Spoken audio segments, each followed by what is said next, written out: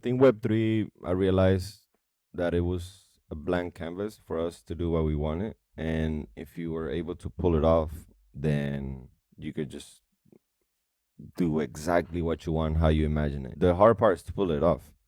But I think it's a very powerful tool. It's a powerful tool for not only artists, I think anybody, wherever this Web3 movement is going and technology will take us, I think more people will be part of it than they realize. You're listening to Lights Camera Crypto, the podcast exploring all things entertainment and Web3. I'm your host, Stephen Ladden, and this week our guest is Nelson G. Navarrete.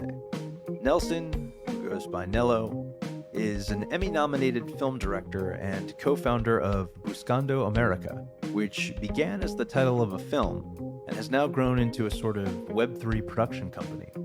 Nelo talks about his start as a music video director, directing music videos for popular Venezuelan hip-hop artists, such as Lil Supa and the late Canserbero.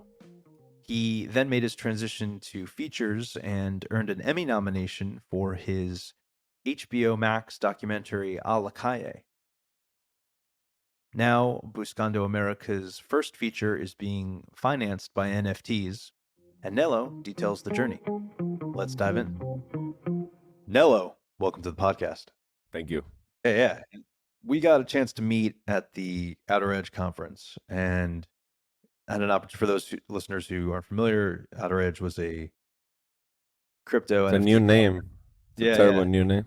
new name for a Web3 conference out here in Los Angeles. And Nello and I met there, and he was able to provide more context on his current project, Buscando America, which we'll get into.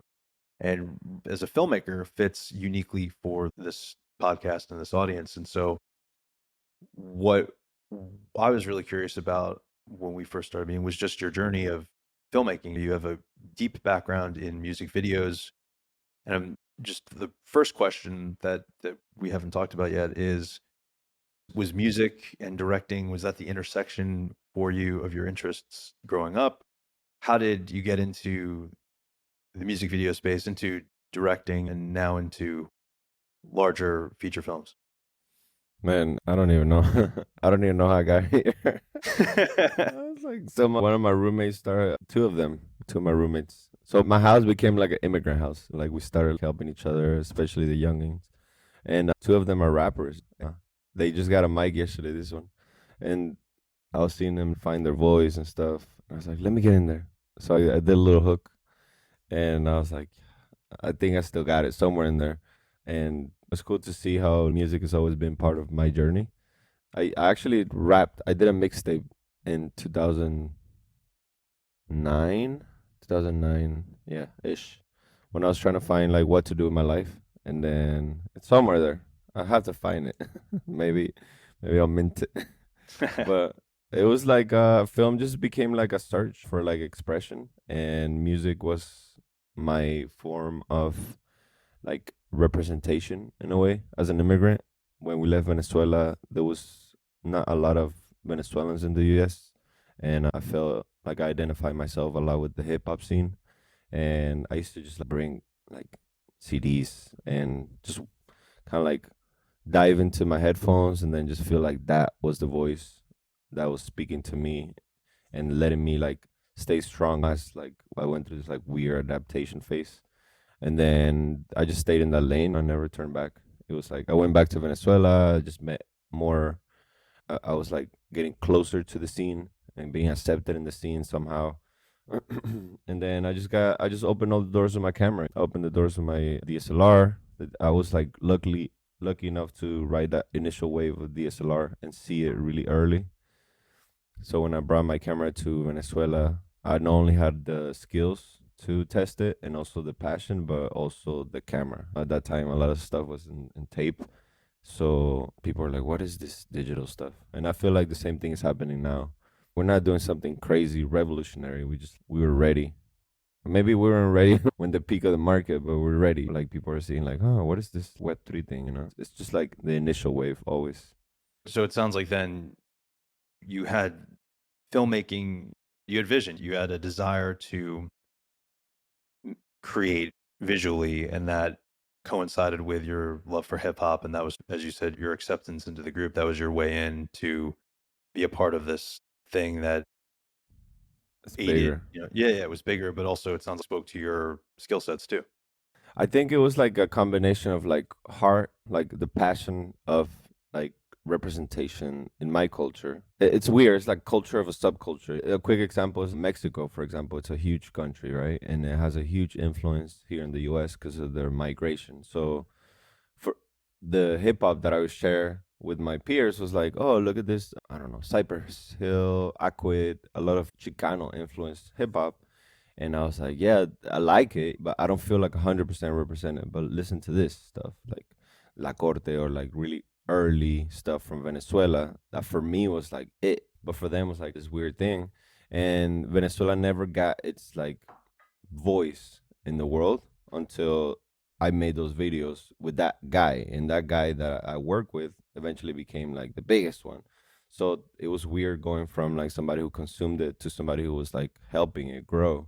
Sure. And that kind of helped open the doors for me. And it's one of the things that people know me for. It's so funny. Like, it might be the thing. I hope not, because I want to make more movies. But, and it was my way. I always wanted to rap. But as soon as I heard that kid, I was like, okay, if I can't be better than him, what am I doing? Like, I want to help him grow. Sure. And I started to fall in love with film. So film was like my tool. And that guy had no videos, Canserbero. He has zero videos when I found him. So I was like, all right, this guy's a jewel. It's like a gem in creation, and I'm gonna make his videos. Also, I came from the States and I had a little more understanding of YouTube and I don't know, like filming concert. There was like we usually set the trend here, fortunately or unfortunately. And if you really pay attention, there's tools there for you to use. What's interesting is you then became part of, as you're saying, you call it a movement. You became part of what you had a connection to in a really big way. Yeah. And that's awesome. And having the foresight and knowing, okay, hey, I think that's really awesome. As you just said, if you couldn't be better than this guy, then how can you support him knowing that one ship rises, everybody moves Yeah. forward? I was like, and then it's funny because we started making music videos. Oh no, my goal was to always make a documentary about him. Like I always, because I was studying filmmaking and documentary and like following stories. So I was like, this guy's a story. And then I'm like, how am I gonna tell a story to somebody who hasn't really like got his shit together? So I was like, okay. We decided together to make a couple music video and record like the I don't know his presence in the scene and like touring and stuff like that. And then he died. He got killed, and then I didn't make the documentary. And now there's like a big fight over his rights, his copyrights. I'm like, nobody's making it. Sure, you guys could try, but no filmmaker, no true filmmaker sat with him. So if I don't make it, I'm not giving this shit to anybody. It's mine. Is that something that you still want to do at some point? I feel like I have to close an an era for myself. Like even if it's like the shortest documentary because I wasn't that good at it before, but I have to make something out of it to transfer from my hard drive in my head to the world. And I think that's a big battle for creatives when they are constantly making things happen and searching for how to express themselves. Sometimes their art gets stuck for some reason. Like this is an external reason, but I also have some short films or even some music videos that never made it out because I just didn't like it. I was like, this does not represent what I want. And that takes a toll on people because you put a lot of effort and it doesn't matter if it gets applauded or not, but it doesn't like, it doesn't become another form. It's just not born. So then that birth, when it doesn't happen, I feel like it has a big effect on people. So I want somehow to move on from that eventually, and it's hard because I keep getting better and like growing, and then I have that really early material that is not completed. So I'm like, it's gonna be really tough. If I pull that off, it's gonna be crazy. Oh, and you could conceivably though come back. It's almost like the evolution of you as a filmmaker aids whatever you're gonna end up creating Yeah, if that ends up that's going how I forward. always saw it. But then it's imagine if you and your homies just start working on this podcast, right? And then eventually, just like you interview someone, and then you become homies with him, and then he becomes big, and then so big that it's like unexpected, and then you have some material, right? And then you and the few people that were around him have that material, but not everybody wants to be that one person that tells the story. You're not gonna want to let go of your material. It's like yeah, I would let it go, honestly, but you have to be better than me. You have to be way better, otherwise I can't. And have a passion for that, Yeah, the story have to speak to you. for And sure. not to talk shit. Somebody was doing like a biopic. They're trying to do a biopic, but honestly, I don't think they're making it with the true heart. And I didn't resonate initially with the first conversations, but I was open. I was like, okay, let's talk. But I don't think they were interested in what I had to say more so than I was part of it. Right. Yo, this is part of my life, bro. I'm sorry. If you don't really resonate with what I'm saying, I'm curious how that drive that you just expressed how did that sort of lead you from music videos to, as you mentioned, your Emmy-nominated HBO project, and how did that move you through those different mediums into where you are now, deeply in the intersection of filmmaking and Web3? honestly, I got here through my instinct, one step in front of the other, doing exactly what I feel I have to do in the moment. Sometimes it's very difficult because as creatives, we don't have the tools we require. And I've never had the tools I wanted. Never, ever. It's filmmaking is always, you want to get here and then you have half of the shit. And then you have to make it work. And I think honestly, I don't know. That documentary, we just got lucky. We got lucky. We also had a good infrastructure that looked good and felt good, but I don't think we were prepared for that. So you've been doing what you can with what you had and then had success from that. Yeah, like I made those videos with Canserbero, and then I made some with Little Supa, who's also like a hip hop legend. And I always wanted to do music videos in a way that was a story, a narrative. That's the only thing that you see consistent with all my works. There's always a story, even the smallest thing. So I feel like I was always exploring filmmaking more than just like creating videos. Throughout the process, I wanted to make a documentary about Cancerbero. I made a short film. I did a small documentary about Little Supa that also never came out. And that's the cycle I have to close eventually. And it didn't come out because of the Cancerbero stuff, because we said some stuff there that Supa didn't like. So I was like, oh God, this thing just keeps chasing us. And then we made a couple documentaries, short docs, and somehow my co-founder, I had a production company in the Bay Area. One of the co-founders, Max, shout out to Max, he found himself in a meeting with Greg Little, and Greg mentioned that he had access to this story of Leopoldo Lopez, who's a political prisoner, was a political prisoner in Venezuela, or still like a political prisoner. And they didn't know what to do with the material. It was just kind of like stuck in some other filmmaker's hands, and they like he wanted to help basically. And then Max, my co-founder is Venezuelan. I'm sure we could pull that off. And then Max showed up and he's like, "Oh, we got this thing, we got this meeting. Let's go." And then I don't know, we just figured it out. We have some good mentors.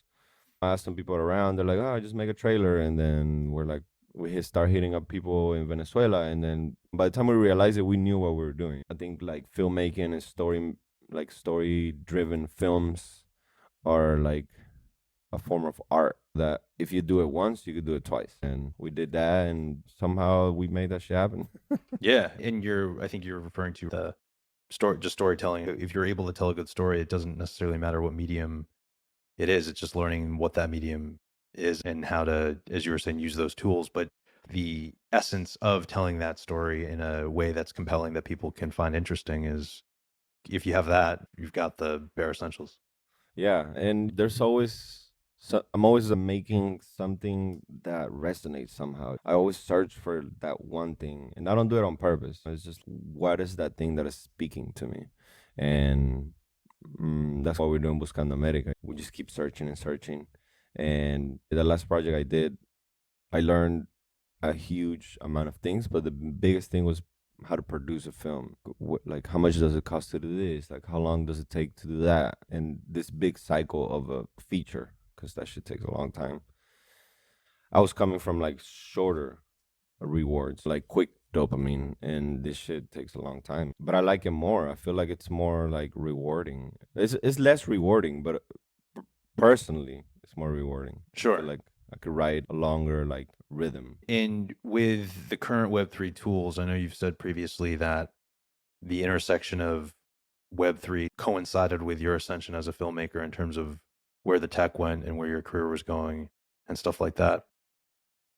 Do you feel now that with Buscando America, it's a natural fit, and that's why you went in that direction to create mints around the film and basically create 5 stages of engagement around the 5 stages of traditional filmmaking? It's a very unique process that you guys have embarked upon for this film. So, question being, is that both a mix of intentionality and a product of what's available to you? Man, that's such a good conversation. I think Web3, I realized that it was a blank canvas for us to do what we wanted. And if you were able to pull it off, then you could just do exactly what you want, how you imagine it. The hard part is to pull it off. But I think it's a very powerful tool. It's a powerful tool for not only artists, I think anybody, wherever this Web3 movement is going and technology will take us, I think more people will be part of it than they realize. I was trying to make a little video like saying thanks because we've had a really good response from the community, like even more Web2 than Web3 community. What is this crazy documentary you guys made? It's crazy. Like the documentary is getting good response, and then the collection is getting great response, but the documentary is like becoming like viral on its own, and it's weird because this is a Interesting. documentary. Yeah. So, what was essentially a documentary slash promotional, basically a promotional asset in the Yeah, form of a documentary, is now you're saying getting more traction than you expected, and it's yeah, kind of having a life of its own yeah, outside of the bigger yeah, project that you guys are creating. yeah, yeah. It's weird. It makes sense because we're filmmakers, but we didn't intend that to have such an impact. We made it. Honestly, we were trying to make the collection and like search for these characters for the movie, and somehow, like I feel like when you're in your craft for long enough, then you don't really hesitate to make something like good. But we were supposed to do a behind the scenes, quick behind the scenes of the project, and then just like we gathered so much material that we just had to cut it and cut it and cut it, and then it ended up being 20 minutes. And then that's when we realized, okay, this Buscando America project is too big. It's too ambitious. We have to do it in phases. We can't expect this to, especially with a market like that, we can't expect this to be like a huge sellout and like people to understand right away because they won't. Because we don't. We're still building it. So let's just come with what we have, and it's clean enough, and it's well thought, and it's just digested, and then we figure out what comes next with the community. And how different is that from the previous projects you've worked on? Your last film, your previously before that, music videos, anything you've made previously, how much of a asset and how much of a different factor is having the community's involvement in the development and through, as you're saying, every stage of this filmmaking process? Man, it's very different. It's very different. I don't really understand it yet, honestly. I'm still like going with emotions. Like we created a Telegram and we keep adding people and the conversation keeps growing. I added you recently and it just feels a little surreal the response that people are having and then seeing so many like the connection between the web3 people that are key decision makers and the web2 people coming together. And I still don't know how to tap into the community yet. Like how much do you really put out before it becomes annoying? I know that's what we're supposed to do, grow with the community, but how much of it do we want to do? But it's such a powerful tool. We just want to do it very organic. We just want to grow and then see how we adapt and then just keep understanding that what we're doing is very unique Totally. and unique to us too. Unique to us. And I think you're underscoring a really interesting point, which is people might take for granted or assume, okay, hey, I have this community, I just have to interact with them. But what you're highlighting is how? What's the proper quote unquote way? What's the most effective way? And that, just like everything else, seems like through the iterations of trial and error and asking the community what they want, and but also knowing how to guide and facilitate and take, it seems like a very evolving process on just in that facet alone? It's funny because we're a big community, and then everybody it's become so big that every time I talk to somebody that it's in Buscando America's conversation, they're like, I have this idea, and what do you guys do this? And then like right now, I got a little distracted because the metadata is not loading yet, but it's on purpose. I guess we're missing like one file or something, so it hasn't been uploaded. But then we're getting messages from people in the community like, "Yo, what happened? Like, why is this not loading?" I'm like, "Oh shit!" They're more attentive to what's happening than me, so it's a little strange. Like the project has taken a little bit of a life of its own, and we haven't even made the movie.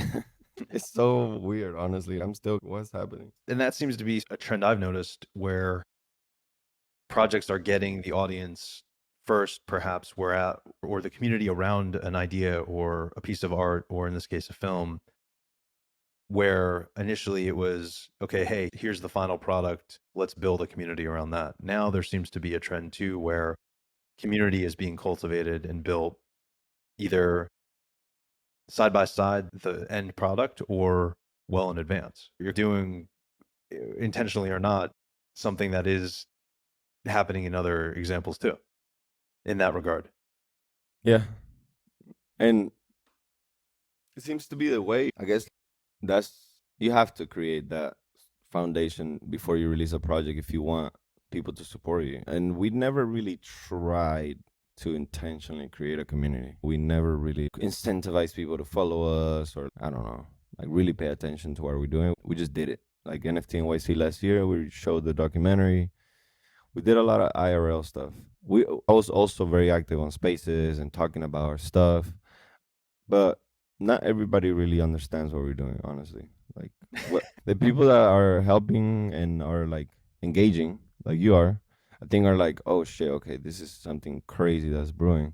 The people who are ignoring it, I don't know why they're ignoring it. I don't know if it's like a personal thing. I don't know if they don't really resonate with the project. It's still like a puzzle I'm trying to solve. And I know I'm not gonna win everybody. But when I see the response, the positive response versus the kind of like the just like not paying attention type of feeling, I'm still deciphering that. Like, why is that? Especially with people who have engaged a lot or people in the Film 3 community. There's people in the Film 3 community who are like leaders or like people who I've had like many spaces with who haven't even got a like from. And do you feel like we're competing? Like, what's happening here? I thought this shit was for us to build together. What Sure. happened to the whole narrative, bro? I don't see it. The whole idea of community and supporting one another would be, you would think, would encapsulate those fellow filmmakers' support. Yeah, especially in film. Film 3 is such a small ecosystem. It's just a really small crowd. But I don't, I might get crucified for this, but I don't think we in Film 3 know our tribe yet. I think we're still trying to find our tribe. And it's okay. It's okay. I think like photography community has a tribe. They do, yeah. I think, I don't know, 3D render has a tribe. Like everybody has a tribe. And they're still finding, everybody's like finding their space, but I don't know. Also, films take a long time to make, so we can't expect ourselves to come together at the right, like, with the right message. We have some good leaders for sure. Shout out to Julie Pacino. She's really honest. She's honest and she's like aware. That shit. That's the signs of a good leader. She's aware of her surroundings. She's very direct with her thoughts, and she's been like a really good like mentor in this. Even though this is not my first film, she went through the motions already, so she has some Yeah. good. No, Julie's You great. know? Yeah, yeah. And shout out to like David Bianchi. He's also a good leader. I think those are the type of people who just put their head down and grind, and they know the impact they have on the community, not only Film 3 community, but like on their surroundings by working, by creating results.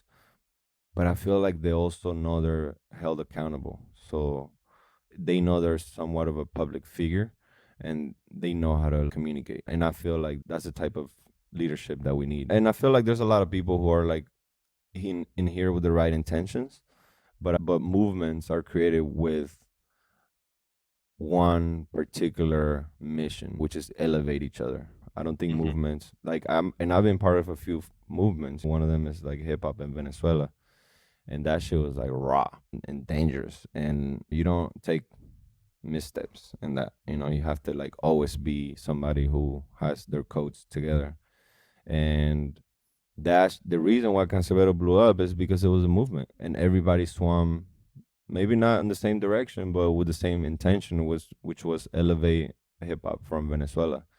And even if we didn't like each other, we actually shout out each other because we were feeding of each other's energy to get. It was like a healthy competition. Like hip hop, hip hop is a healthy competition. It was understood that there was something bigger that you were all working toward rather than your individual successes would help move everything forward, but it was less about, oh, he got this, where's mine? It was Mhm. just, if he gets it, I'm getting it too. Exactly. He's gonna drag this, I don't know, this podcast, this like post or like this like award, and then it's gonna get the eyes on Venezuela. And that was beautiful. That was part of a movement. And honestly, that's one of the things that I engaged the most with Web3 at the beginning. And then eventually I found my tribe. I found like my homies at Animus and like everybody who's like rocking with us understands what we're doing outside of like our project. It's just like we connect as individuals and that energy. So that's my tribe. Whoever resonates. For sure. And what would you say is similar to the movement from the Venezuelan music scene when you were starting there to the movement that Buscando America is helping cultivate now? Like similarities. Yeah. How is you mentioned with the music scene at that time, it was this raw Yeah, energy. just found myself in both. So it's what I know. I always try to speak to what I know. Similarities are that we were trying to tell stories as creatives, and we didn't have all the tools, but we had a community that had the same vision, which was elevate hip hop from Venezuela. And we knew there was other entities out there doing something similar or whatever, but we believe in what we were doing, in the power of consuming within our circle. That was the message. Like it, like I could dissect it in many ways, but the way I feel is that hip hop in Latin America has always been like pushed to the side, right? There's this industry that comes from big labels to exploit like music in Spanish, and the injection of resources was always made to like reggaeton and like more like danceable music. So hip hop went separated himself from reggaeton and then went into this whole underground like move, and it started from the bottom. It started like consuming like one by one, and there's stories like Los Aldeanos, who was like a hip hop crew from Cuba, who had like crazy story, and they used to make their music in like a shitty little computer, and like they didn't have internet back then, so their music was leaving Cuba by hand to hand. They were pressing CDs. So it was actually it was a movement. It was a movement, and I feel like when Web3 started, it was that it was a movement, and even like hip hop from Venezuela got swayed into this whole other thing now. Like the next generation lost a little bit of like the passion that we had, but it's okay. Like, eventually they'll get it back, and it's up to us. Like people who I'm not that OG, but I'm stuck in the middle. But we, up until my generation, we had the respect of everybody. It was, man, we're beefing so hard, but we know you're here. The next generation lost it a little bit, and I don't know, like that's like I can't compare that to like Web3. So, but I do feel like it is a movement. We're fighting a little bit of established industry. We're doing it as a community, uplifting each other. Yeah, it's moving really like natural. So I think it's there to stay. It's here to stay. That's what we're doing. And do you think then that Buscando America is the next phase of the community that was built with Venezuelan hip hop?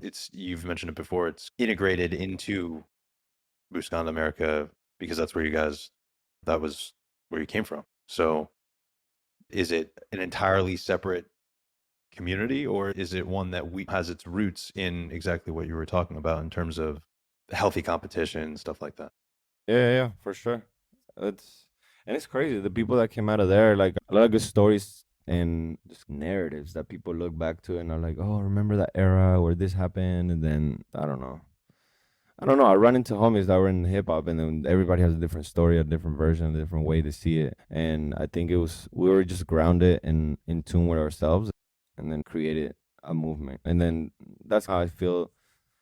I see what's happening now when you go to, I don't know, NFT events, and then you see each other, and then bigger. I'm talking bigger than Film 3 now. Everybody's like creating with their passion and then exploring their avenue, and then you support each other, and then you collaborate sometimes, and then like you help each other grow, like you consume each other's product. It's a movement. It's a movement. I think it's weird that people don't see it. I still don't understand, and I'm trying to get like my homies that are not in Web3 to like come check it out. But there's a gap, and I feel if you don't understand it or like really enjoy it, then it's okay. It's also okay to see it from like a side and be like, oh, okay. Because I feel like not everybody wants to like be so technological. Not everybody wants to mint their art or like even purchase other people's art. There's plenty of people who understand that we're doing a crowdfund, but they don't care. They don't. I want to help, but I'm not opening a MetaMask. That's too much work. Well, it's really not that much work, but I understand. Yeah, and do you see that as a drawback to, is that a hurdle that will eventually be overcome when mass adoption hits, or is that something that is just something to be aware of as you guys move forward with, we'll just move forward in the space? It's definitely like weird for people who don't really understand it. It's like strange. Most people are like, most people are, even me, like, why do we have to have 12 keys and this and that? And like, it's not friendly yet, I think. And I do it, whatever. Like, if this is the way it is, I do it. But it's still not that friendly. And I get decentralization, and I don't know, there's like traditional Web 2 tools are not like the safest. I understand why, but people don't care enough yet until everything starts moving that way. Because I know plenty of people who didn't like the Gmail system or like using, I don't know, whatever, like even Instagram or so many social medias. There's plenty of people I know who have no social media still. Yeah. It's crazy to me, but eventually it'll happen. It may be increasingly hard to, unless you have such an established brand outside of social media where you don't need it. If Yeah. you're trying to come up as an artist in any field, it seems now, unless people have access to that art without social media, it seems like an integral tool to help promote We whatever. depend on it. Right. Depend on it now. Yeah. And I think eventually will depend on whatever it's happening. I don't know how. I think it's just gonna become this transactional technology more than collecting ish. We're gonna be like, I don't know, like going to concerts with that and things like that, like simple use. The metro ticket, the fucking the gas pass, whatever. All the shit that we use now, it's gonna be coming together into one quick transaction that you hold, Right. but not yet. So you see it more as gateways and access to different, call it, art interests. Yeah, different interests, different individual interests. I think about how many subscriptions we have nowadays and how annoying that is, even to find like where your password is, where things like that. I don't know, maybe because the idea of decentralization is important. So I don't know how long we could like keep combining everything to one wallet, that type of thing. But yes, consumption is gonna be like access, I think. And it seems like then that's the sort of line things will have to straddle is decentralization and practical use and ease of use, and how do those two things intersect with creating something new that isn't repeating what already exists. That's it's no small task.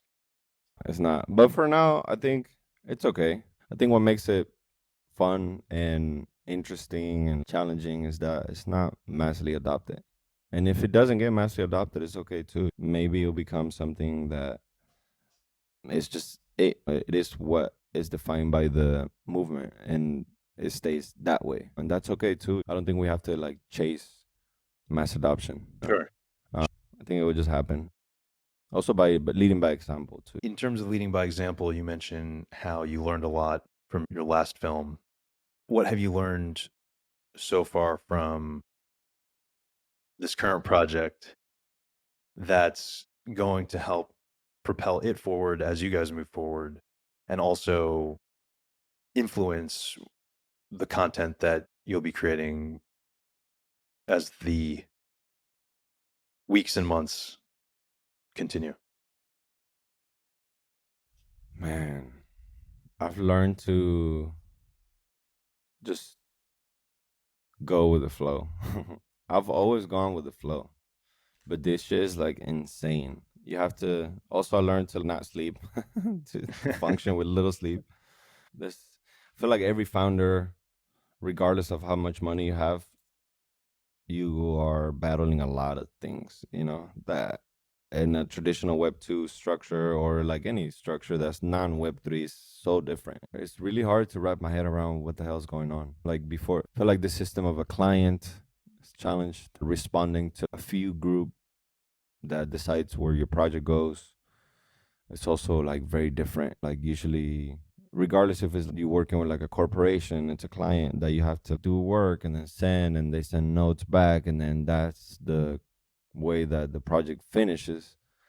Or you have, I don't know, executive producer that puts the money, or a group of executive producers, and then they take in this journey that they shouldn't, because they shouldn't really tell you as a creative much. But I understand it's an investment, so that's the way it works.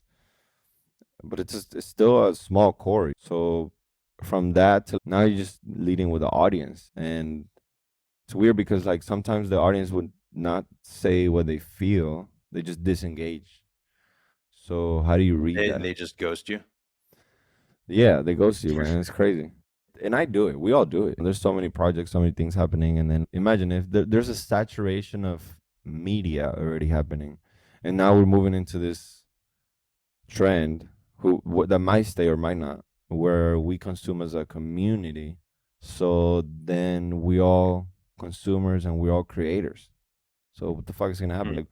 We're gonna triple down on like consumption and creation. I don't know. I can't even keep up with, I don't know, YouTube or Well, Netflix. it seems like the ability to choose what you want, like you can be more intentional with what you consume in a way that pre Web3 you were limited by what was distributed to you. And then if you wanted to go out of your way to find other things that you were that resonated with you, it was more onus on the consumer to try to find something that wasn't being pushed. Whereas now it might be that if you have a desire for a specific type of art or a specific type of music or a specific way of looking at the world or films, whatever it may be, those communities, it seems, are more accessible now with Web3 because the heart of all of that is community. So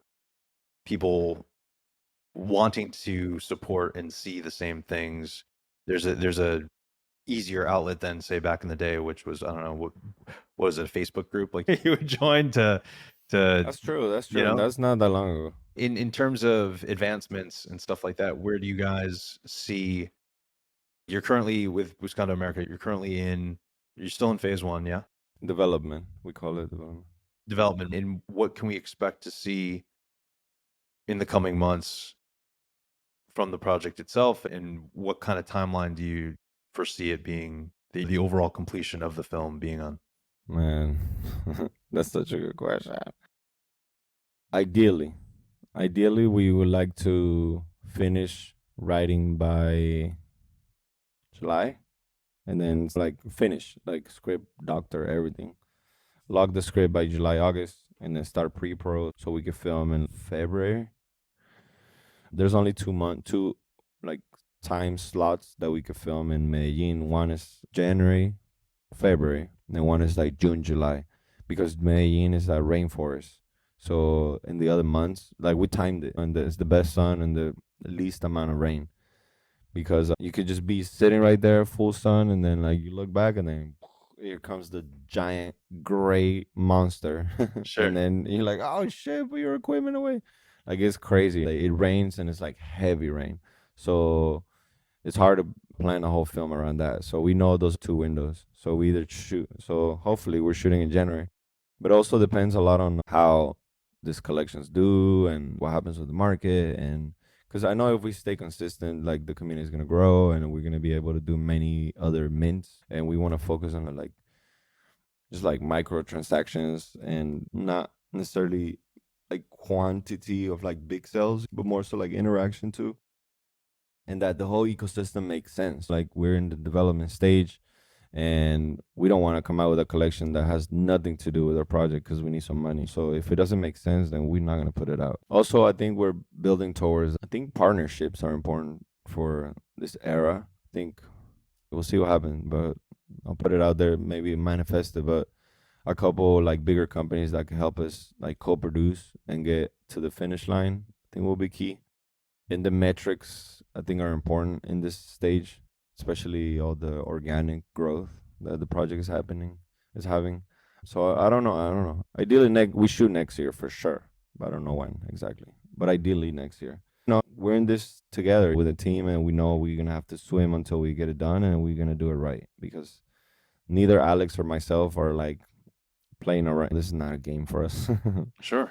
This is gonna be our baby, and if you study every great director, they have that one film that put him in the next stage, and this is gonna be it for us. We know it. We want it to be. Love it.